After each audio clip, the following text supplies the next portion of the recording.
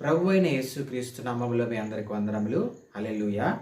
ఇక్కడ మనము దేవుని సన్నిధిలో మనం ఏం చేయాలి? దేవుని సన్నిధిలో మనము ఎలాగుండాలని అంటే యథార్థ ప్రవర్తన కలిగి దేవుని సన్నిధానంలో మనం నివసించాలి. హల్లెలూయా. చూడండి, కీర్తనకారుడు అంటూ ఉన్నాడు, భక్తుడు 15వ అధ్యాయము కీర్తనలో 2వ వచనంలో మనం జ్ఞాపకం చేసుకుంటే, నువ్వు దేవుని సన్నిధానంలో ఎలా ఉండాలి? యథార్థ ప్రవర్తన కలిగి ఉండాలి. నీకు ఎలాంటి నీ హృదయంలో చెడు ఆలోచన లేకుండా, చెడు తలపులు లేకుండా, ఎలాంటి పరిస్థితులు లేకుండా దేవుని రక్తంతో కడగబడి పరిశుద్ధుడుగా నువ్వు దేవుని సన్నిధానంలోనికి నువ్వు అడుగు పెట్టాలని అంటే నువ్వు యథార్థ ప్రవర్తన కలిగి దేవుని సన్నిధానంలో నువ్వు ఉండాలి. హల్లెలూయా.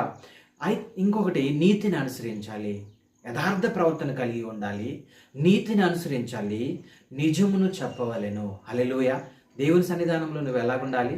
యథార్థ ప్రవర్తన కలిగి ఉండాలి, నీతిని అనుసరించాలి.